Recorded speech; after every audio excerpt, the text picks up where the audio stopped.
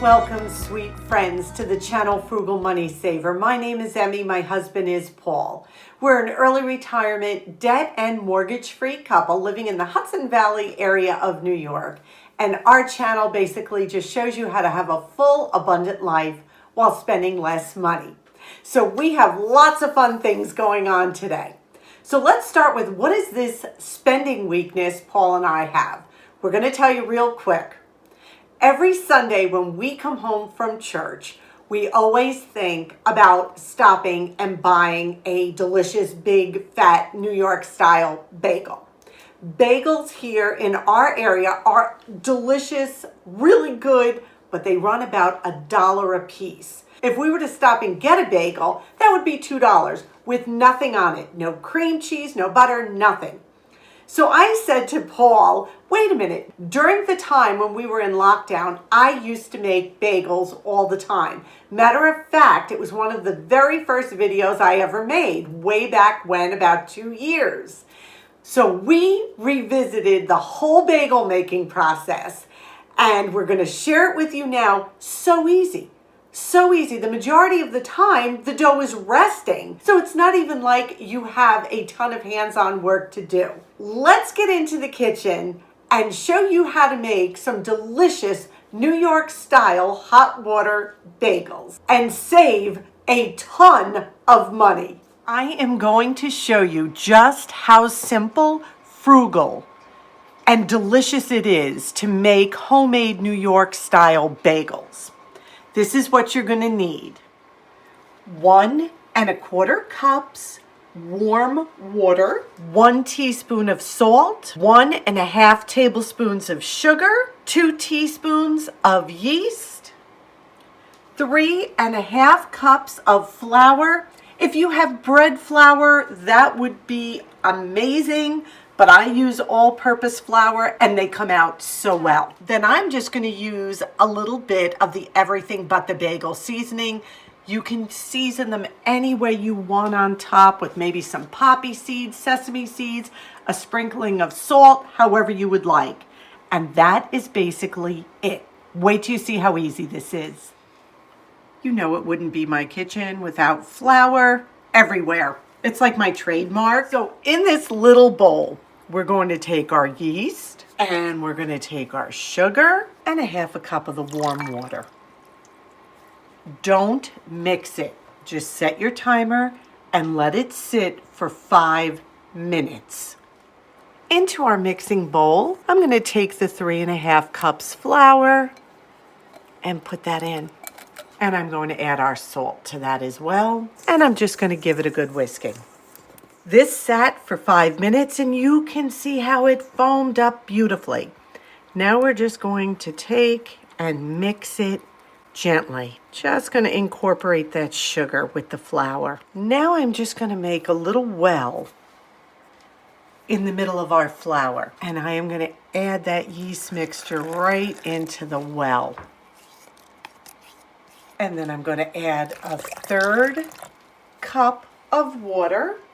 And we're going to just mix this together with our dough hook just for a minute, just to incorporate. We mixed it just for a minute, and now we're going to add the rest of the water, which is 1/2 cup. What I'm going to do now is knead it with the dough hook for 10 minutes. And if you're kneading by hand, then you would need to knead it for 10 minutes as well. So I kneaded this with my dough hook for 10 minutes, and what a beautiful dough this is. I love working with dough. I think you all know that by now, and don't be afraid of it, please. Yeast doughs are some of the easiest, most economical breads to make. So I've got my grease bowl right here. I'm going to take my ball of dough and just roll it around. And now I'm just going to take a damp cotton dish towel that I have wrung out, got all the water out of it, so it's just nice and damp, and I'm going to put it over the bowl.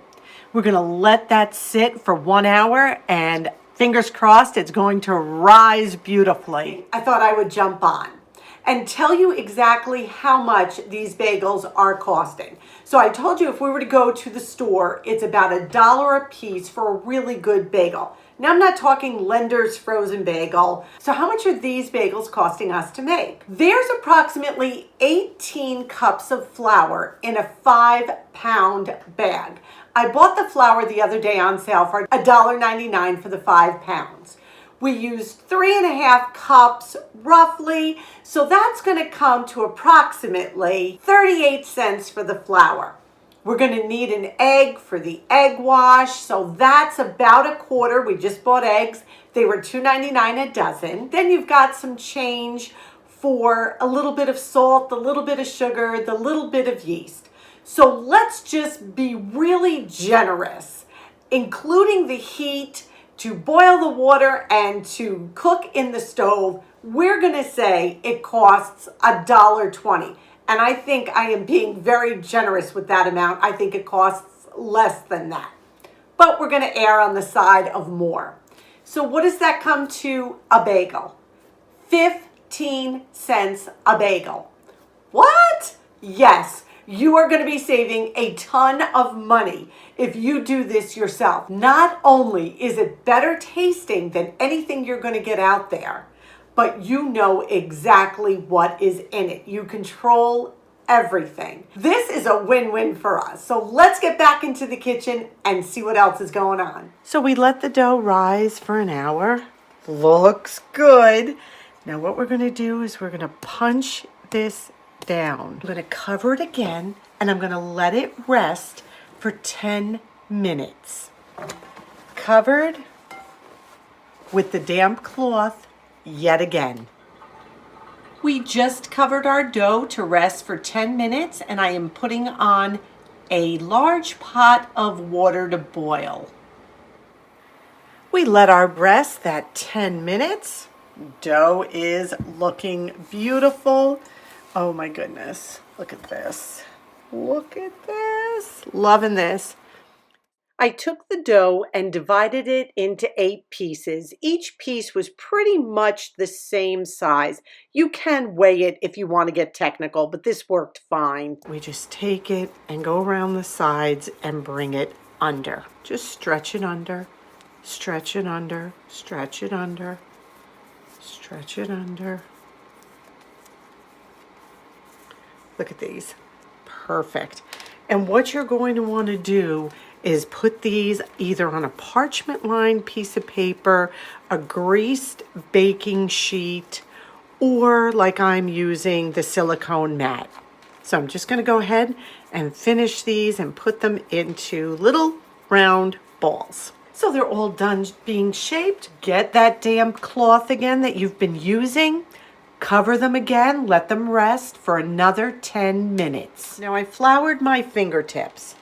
What I'm going to do now is just take it and I'm going to push my finger through the middle and I'm just going to shape it like this. You're just making a small hole in the middle, just like that. Take your finger, pop it through. Stretch it just a little bit, and I'm going to continue on.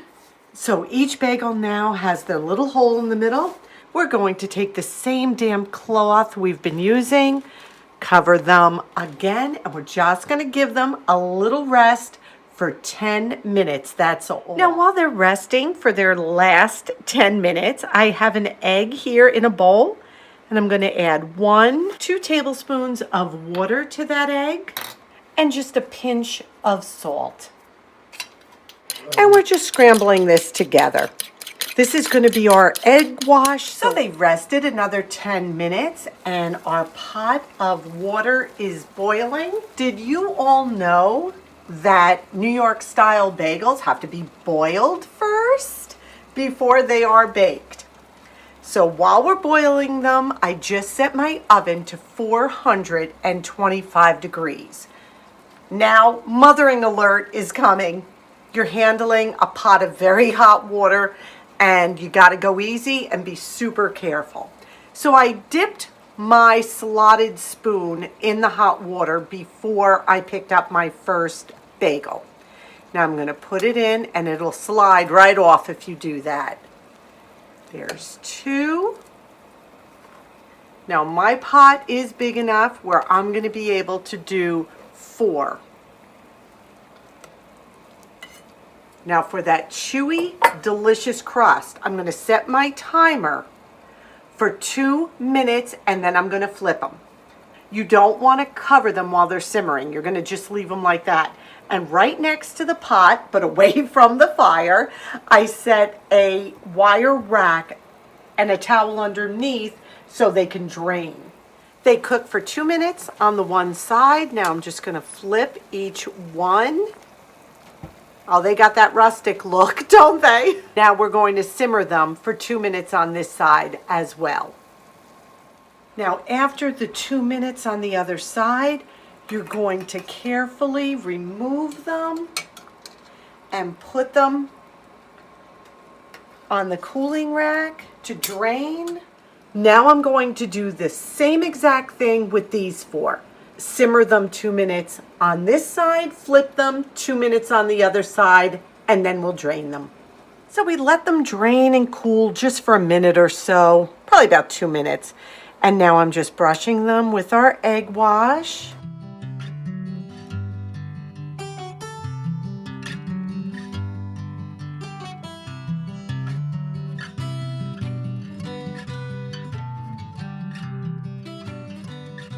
Now I'm just going to take everything but the bagel seasoning and put a little bit on each one. You could use sesame seeds, poppy seeds, you could use flaked onion, you could just even use a little coarse salt or not put anything on at all, whatever you prefer. So these are now all boiled and egg washed and seasoned, and our oven is preheated to 425 degrees. And you're going to want to bake them either on the silicone baking mat, a piece of parchment, or a greased baking sheet. We're going to put them in for 15 to 20 minutes, and we'll see how nice and brown they are. 20 minutes later, and look at these. They came out absolutely beautiful. We let them cool for a minute on the tray, and then we transferred them to the wire rack to cool completely. I am beyond thrilled. Our bagels are completely cooled. You could definitely toast this if you wanted to, but I wanted to show you the inside. Look at these. Oh my goodness. Look at that. If you wanted to toast it, you certainly can. We're going to eat it just like this. I'm going to have Paul take a taste and he'll tell you how it is. Would you like cream cheese on it? It sounds great. Yeah. This is delicious. This is really, really delicious. Look at this thing. It's perfect.